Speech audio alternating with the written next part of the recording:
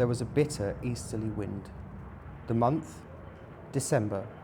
The place, a bleak moor in the far north of England, and I had lost my way. It was not a pleasant place in which to lose one's way, with the first feathery flakes of a coming snowstorm just fluttering down upon the heather, and the evening closing in all around. I shaded my eyes with my hand and moved anxiously into the gathering darkness, where the misty moorland faded into the distant hills. Not the faintest sign of civilization met my eyes in any direction. There was nothing for it but to walk on and take my chance of finding what shelter I could along the way. So I pushed wearily forward, for I had been on foot for longer than I could remember. Meanwhile, the snow began to come down with ominous steadiness, and the wind dropped. The cold became more intense, and the night came rapidly up. For me, my prospects darkened with the darkening sky. Even now, weary as I was, I felt that with a supper, an hour's rest, and a guide, I might still get back home before midnight, if only guide and shelter could be found. And all this time, the snow fell and the night thickened. I stopped and shouted every now and then, but my shouts seemed only to make the silence deeper. Then a vague sense of uneasiness came upon me, and I began to remember the stories of travellers who had walked on and on in the falling snow until, wearied out, they laid down to sleep their lives away. Would it be possible, I asked myself, to keep on through the long dark night, where there would not come a time when my limbs would fail and my strength give way, when I too must sleep the sleep of death? Death. I shuddered. I shouted again, louder and longer, and then listened. Was my shout answered, or did I imagine that far-off cry? I shouted again, and again the echo followed. Then a wavering speck of light came suddenly out of the dark, shifting, disappearing, growing momentarily nearer and brighter. Running towards it at full speed, I found myself face to face with an old man and a lantern. Blinking and frowning, he lifted his lantern and peered into my face. "What for?" he growled. "Well, for you." I began to fear I should be lost in the snow. Hey then, folks do get cast away hereabouts from time to time, and what's to hinder you from being cast away too, if the Lord's so minded? "The Lord is so minded that you and I shall be lost together, friend. We must submit," I replied. "But I don't mean to be lost without you. How far am I now from Dwalding?" A good 20 mile, more or less. "And the nearest village?" Nearest village is Wick, and that's about 12 mile the other side. "Where do you live then?" Out yonders. "You're going home, I presume?" Maybe I am. "Then I'm going with you." The old man shook his head and rubbed his nose reflectively with the handle of the lantern. "It ain't no use," he growled. "He won't let you in, not he." "We'll see about that," I replied briskly. "Who is he?" "The master." "Who is the master?" "That's nought to you," was the unceremonious reply. Well, you lead the way, and I'll engage that the master shall give me shelter and supper tonight." "Hey, you can try him," muttered my reluctant guide. And still shaking his head, he hobbled, gnome-like, away through the falling snow. A large mass loomed up presently out of the darkness, and a huge dog rushed out, barking furiously. "Is this the house?" I asked. "Aye, is the house." And he fumbled in his pocket for a key. I drew up close behind him, prepared to lose no chance of entrance, and saw in the little circle of light shed by the lantern that the door was heavily studded with iron nails, like the door of a prison. In another minute he had turned the key and I had pushed past him into the house. Once inside, I looked round with curiosity and found myself in a great old hall. A bell rang sharply. "That's for you," said my guide with a malicious grin. "Yonder's his room." He pointed to a low black door at the opposite side of the hall. I crossed over, knocked somewhat loudly, and went in, without waiting for an invitation. A huge, white-haired old man rose from a table covered with books and papers and confronted me sternly. "Who are you?" said he. "How did you get here? What do you want?" James Murray, barrister at law, on foot across the moor. I need shelter from the storm." He bent his bushy brows into a frown. "Mine is not a house of entertainment," he said. "Jacob, how dare you admit this stranger?" "I didn't admit him," grumbled the old man. "He followed me over the moor and pushed his way in before me. I'm no match for a 6'2". "And pray, sir, by what right have you forced an entrance into my house?" "The same by which I would have clung to your boat if I were drowning, the right of self-preservation." "Self-preservation?" "There's an inch of snow on the ground already," I replied briefly, "and it would be deep enough to cover my body before daybreak." He walked to the window, pulled aside a heavy black curtain and looked out. "It is true," he said. "You can stay if you choose till morning. Jacob, serve the supper." With that he waved me to a seat, resumed his own, and became at once absorbed in the studies from which I had disturbed him. A dish of ham and eggs, a loaf of brown bread, and a bottle of sherry were placed before me. "I have but the simplest farmhouse fare to offer you, sir," said my host. "Your appetite, I trust, will make up for the deficiencies in our larder." He sat down to his supper. We ate in silence. And when we had done, Jacob removed the tray. I then drew my chair back to the fireside. My host rose and went over to the window. "It has ceased snowing," he observed, and he dropped the curtain and came back to the fireside. "Ceased!" I exclaimed, starting eagerly to my feet. "Oh, if it were only possible, but no, it is hopeless. Even if I could find my way across the moor, I could not walk 20 miles tonight." "20 miles tonight?" repeated my host. "What are you thinking of?" "Of my wife," I replied impatiently. "Of my young wife who does not know that I have lost my way, and who is at this moment breaking her heart with suspense and terror." "Where is she?" "At Dwalding, 20 miles away." "At Dwalding?" he echoed thoughtfully. "Yes, the distance, it is true, is 20 miles, but are you so very anxious to save the next 6 or 8 hours?" "So very, very anxious that I would give 10 guineas at this moment for a guide and a horse." "Your wish can be gratified at a less costly rate," he said, smiling. "The night mail from the north, which changes horses at Dwalding, passes within about 5 miles of this spot, and will be due at a certain crossroad in about an hour and a quarter.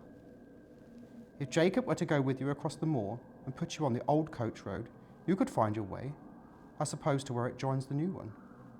"Easily, gladly."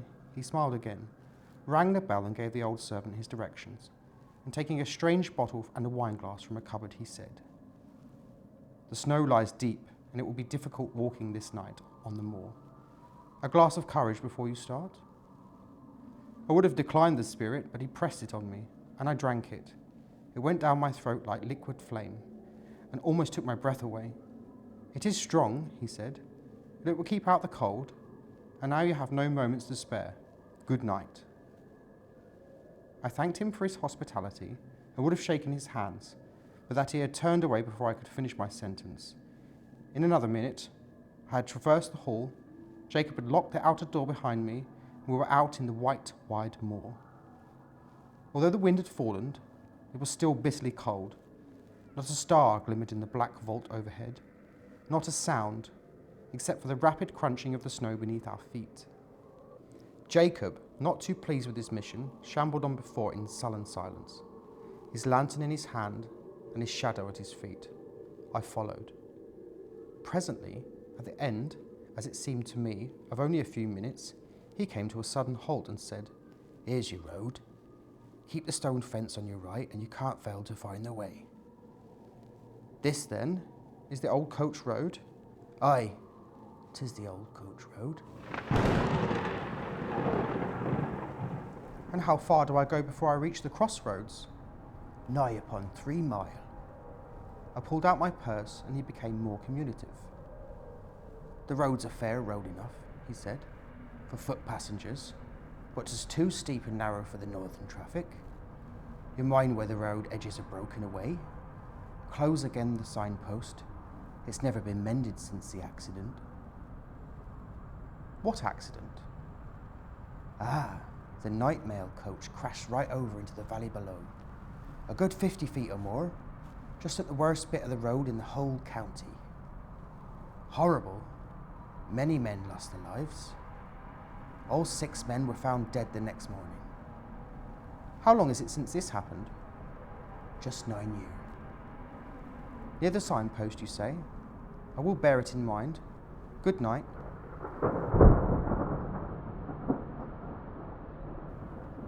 Jacob pocketed his half-crown, made a faint pretense of touching his hat, and trudged back by the way he had come.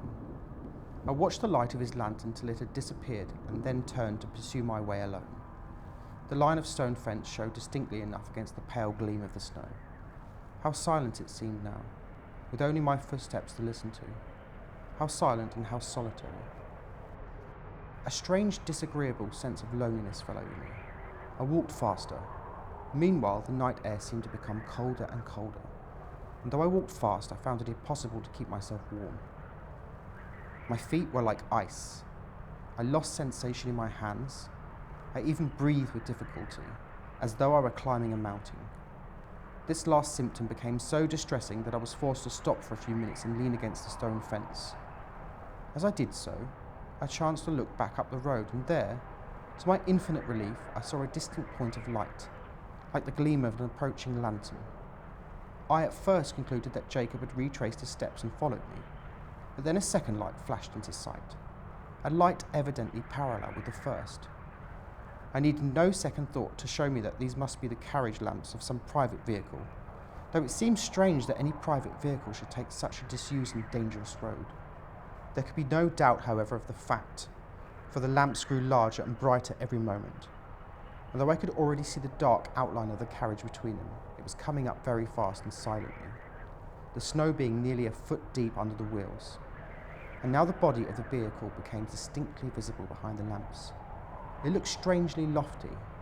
A sudden suspicion flashed upon me. Was it possible that I had passed the crossroads in the dark without observing the signpost? And could this be the very coach which I had come to meet? No need to ask myself that question for a second time, for here it came round the bend of the road, guard and driver, 1 outside passenger and 4 streaming greys, all wrapped in a soft haze of light, through which the lamps blazed out like a pair of fiery meteors. I jumped forward, waved my hat and shouted. The mail carriage came past at full speed and passed me. For a moment I feared that I had not been seen or heard, but it was only for a moment.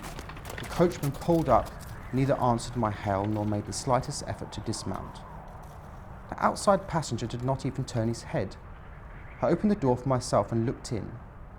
There were 3 travellers inside, so I stepped in, shut the door, slipped into the vacant corner and congratulated myself on my good fortune. The atmosphere of the coach, if possible, seemed colder than that of the outer air, and was pervaded by a singularly damp and disagreeable smell. I looked round at my fellow passengers. They were 3 men, and all silent. They did not seem to be asleep, but each leaned back in his corner of the vehicle, as if absorbed in his own thoughts. I attempted to open a conversation. "It's very cold tonight," I said to the man in front of me. He lifted his head, looked at me, but made no reply. "It's going to be a long winter," I said. Although the corner in which he sat was so dim that I could distinguish none of his features very clearly.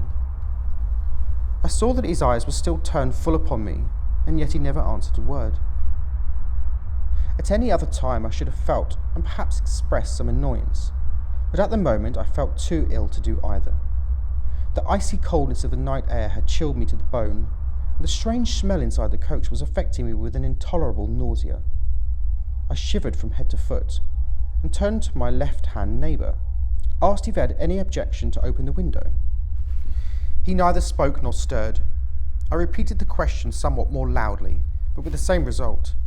Then I lost patience, and let the sash down. As I did so, the leather strap broke in my hand, and I observed that the glass was covered with a thick coat of mildew, the accumulation apparently of years. My attention being thus drawn to the condition of the coach, I examined it more closely, and saw by the uncertain light of the outer lamps that it was in the last stage of dilapidation. Every part of it was not only out of repair, but in a condition of decay. The sashes splintered at a touch, the leather fittings were crusted over with mould, and literally rotting from the woodwork. The floor was almost breaking away beneath my feet. The whole machine, in sort, was foul with damp and had evidently been dragged from some outhouse in which it had been rotting away for years to do another day or two of duty on the road. I turned to the third passenger, whom I had not yet addressed, and hazarded one more remark. "This coach," I said, "is in a terrible condition. The regular mail coach, I suppose, is under repair?" He moved his head slowly and looked me in the face, without speaking a word. I shall never forget that look while I live. I turned cold at heart under it. I turn cold at heart even now when I recall it. His eyes glowed with a fiery, unnatural lustre. His face was livid as the face of a corpse. His bloodless lips were drawn back as if in agony of death, and he showed me the gleaming teeth between. The words that I was about to utter died upon my lips, and a strange horror, a dreadful horror. I turned to the opposite neighbour. He too was looking at me with the same startling pale face, and the same stony glitter in his eyes. I passed my hand across my brow. I turned to the passenger on the seat beside my own and saw. Oh heaven, how shall I describe what I saw? I saw that there was no living man, that none of them were living men like myself. A pale phosphorescent light, the light of putrefaction, played upon their awful faces, upon their hair, damp with the moisture of the grave, upon their clothes, earth stains and dropping to pieces, upon their hands, which were the hands of corpses long buried. Only their eyes, their terrible eyes, were living. And those eyes were all turned menacingly upon me. A shriek of terror, a wild, unintelligible cry for help and mercy burst from my lips as I flung myself against the door and tried in vain to open it. In that single instant, brief and vivid as a landscape beheld by the flash of summer lightning, I saw the moon shining down through the rift of a stormy cloud, a ghastly signpost rearing its warning finger by the wayside, the broken roadside, the plunging horses, the black gulf below. Then the coach rolled like a ship at sea. Then came a mighty crash, a sense of crushing pain, and then darkness.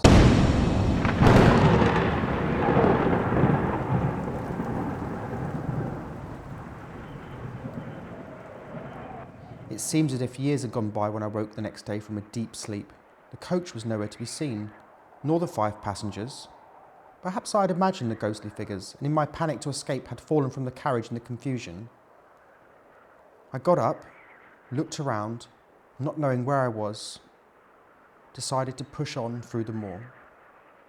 It was not a pleasant place in which to lose one's way, with the first feathery flakes of a coming snowstorm just fluttering down upon the heather, and the evening closing all around. So I pushed wearily forward, for I had been lost for longer than I could remember. Meanwhile, the snow came down with ominous steadiness, and the wind dropped. The cold became more intense, and the night came rapidly up. As for me, my prospects darkened with the darkening sky.